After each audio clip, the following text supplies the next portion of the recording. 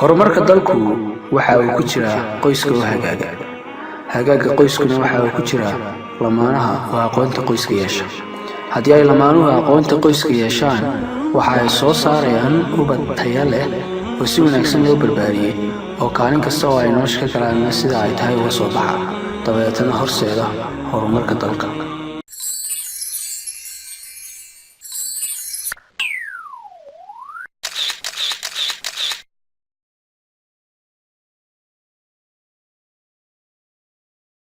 qofka dhaqaalaha ku wanaagsan waa qofka garanaya sida uu lacagta ku kasbado iyo sida ugu wanaagsan ee uu ku bixinayo kharashaadka uu bixiyo. Ilaahay waxa uu mas'uul uga dhigay ninka biilinta iyo bixinta kharashaadka tirada badan leh ee ku baxa guriga. Ilaahay quraankiisa waxa uu ku leeyahay aayad ay micnaheedu tahay ragga ayaa mas'uul ka ah dumarka, waayo midba waxa ayuu ku wanaagsan yahay iyo biilinta ay xaafadda biilinayaan. Sidoo kale Ilaahay waxa uu quraankiisa ku leeyahay aayad kale oo ay micnaheedu tahay ilmaha dhashayna waxa ku waajibay ninka inuu bixiyo cuntadiisa iyo dharkiisa intaba. Ilaahay subxaanahu wa ta'aala aakhiro waxa uu ka abaalmarin doonaa ninka biilinta xaafadda biilinayo. Nabigu wuxuu yiri sallallahu alayhi wasallam xadiis micnihiisu ahaa hal diinaar oo qofku ku bixiyo jihaad, iyo hal diinaar oo ku bixiyo inuu adoon xoreeyo, iyo hal diinaar oo ku bixiyo biilinta guriga waxa ugu ajar badan halka diinaar ee ninka ku bixiyo biilinta guriga.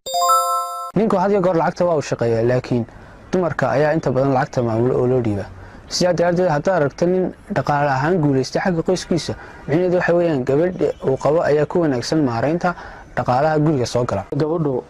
dhaqaalaha waxa uu leedahay waxaan ku tilmaami karnaa ama marka laga hadlayo arrimaha dhaqaalaha ee family ama family budgetka marka laga hadlayo waxa gabadhu u tahay sidii bank waa meesha lacagta la dhigto oo inta badan bank waxa loo isticmaalaa laba qaybood, qayb lacagta lagu kaysado muddo dheer iyo qayb lacagta ku marna la dhigto marna lagala baxo oo ah current account waxa af Ingiriisiga lagu yiraahdo. Marka gabadhu waxay ka dhigan tahay guriga uga dhigan tahay sida bank oo kale. Tan soo koobo bankna waa in la raaca procedures iyo nidaamo iyo qawaaniin lagu ilaalinayo lacagta.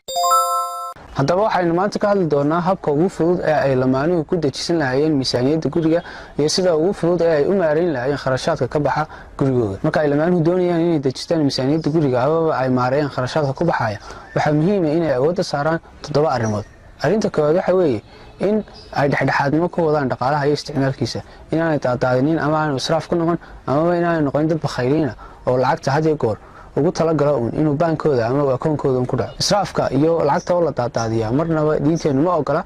Ilaahayna waxa ku yiri quraankiisa aayad ay micnaheedu tahay israaf sameeynina waayo Ilaahay ma jecla dadka daadaadinta sameeya. Marka qaar waxaad arkaysaa casuumada ay ahayd inay 100 qof cunaan, inay dumarku diyaariyaan cunto ay 100 qof cunaan deetana ka soo qayb galaan 10 qof kaliya. taasoo kale ayaa israaf. qodobka labaad ee ay tahay in ay lamaanuhu awoodda saaraan xilliga dejinta miisaaniyadda waxa weeye ilaalinta nimcooyinka Ilaahay siiyay. nimcooyinka Ilaahay uu siiyay lamaanaha ama ha yaraadaan ama ha badnaadaan waxa habboon in lamaanuhu u adeegsadaan una isticmaalaan sida ugu kooban ugu macquulsan ee kafeynaysa baahidooda. ay ku kafeynayaan baahiyaha asaasiga ah ee noloshu u baahan tahay sida biyaha, leerka, cuntada, kirada iyo wixii la midka ah. arrinta saddexaad ee ay tahay in lamaanuhu awoodda saaraan xilliga dejinta miisaaniyadda guriga waxa weeye in ay ka fogaadaan deyn, inaanay marnaba isku dayin inay deyn galaan. ha ku tababartaan lamaanuhu iyo qof walba noloshiisa marka uu ku jiro sidii uu isugu filaysiin lahaa dakhliga soo gala iyo inta soo gasha. dadku marka ay maqlaan miisaaniyad guriga ninkan waxaan ka hadlayaa malaha waa qorqode,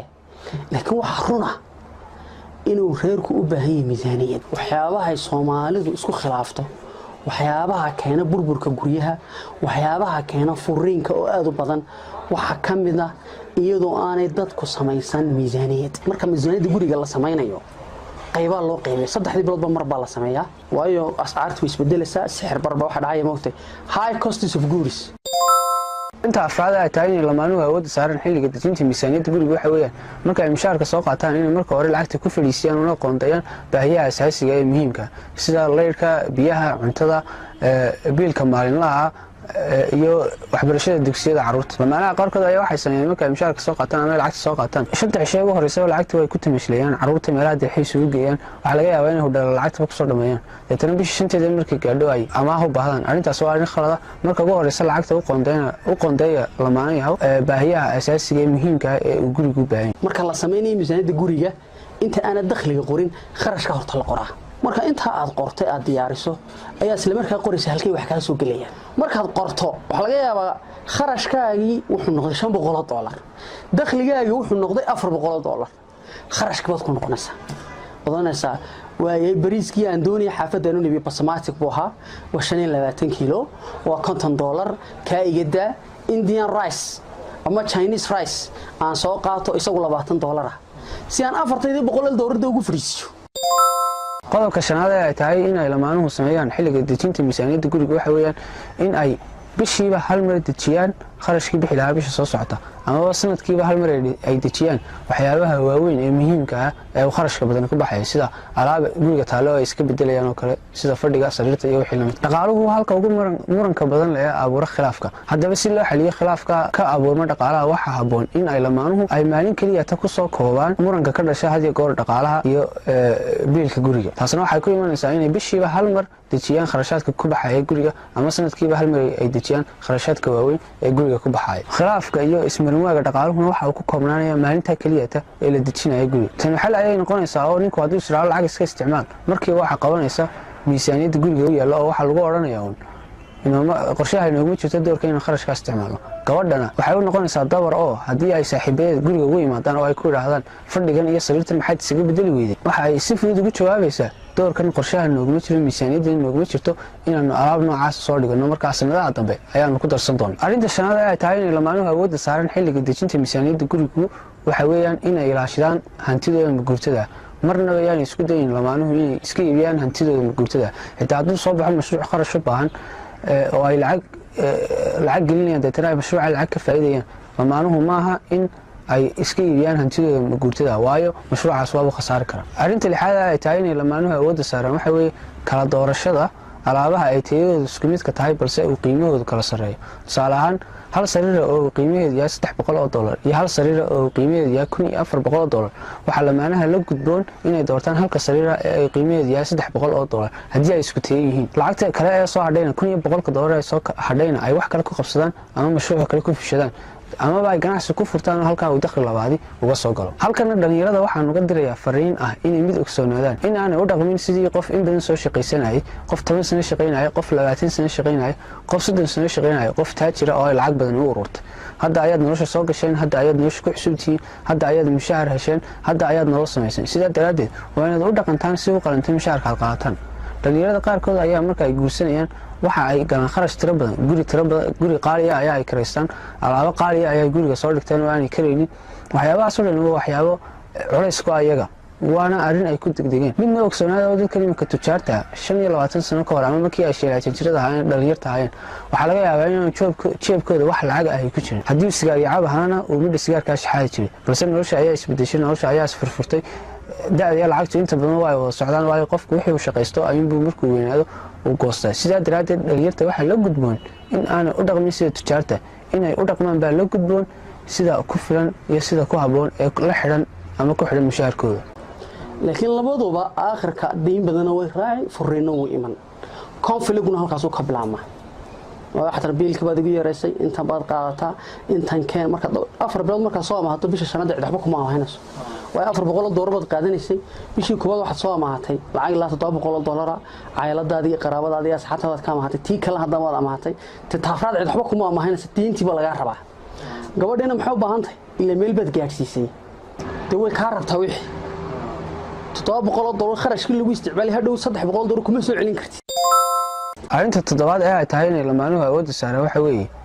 marka ay suuqa u baxayaan waa inay la yimaadaan 5 shuruudood ee hoos ku xusan arrinta koowaad waxa weeye inay sii qorshaystaan alaabaha ay u baahan yihiin suuqa ka soo iibsadaan sida u kala horeeyaan sida ay u muhiimsan yihiin iyo qiimayaashooda intaba arrinta labaad waxa weeye in ay la baxaan oo ay qaataan lacagta la xiriidha alaabaha ay doonayaan inay soo iibsadaan haddii ay lamaanuhu lacagta oo dhan wada saartaan taas waxa laga yaabaa inay ku kalifto inay lacagta oo dhan soo wada idlayaan marka ay suuqa la galaan arrinta saddexaad waxa weeye inay lamaanuhu hadiyo goor marka wax iibsanayaan ay ku beegaan xilliyada ay alaabuhu jaban yihiin tusaale ahaan haddii ay dhar iibsanayaan waxa haboon in aanay ku beegin labada cisho ee iidda ka horeysa balse inay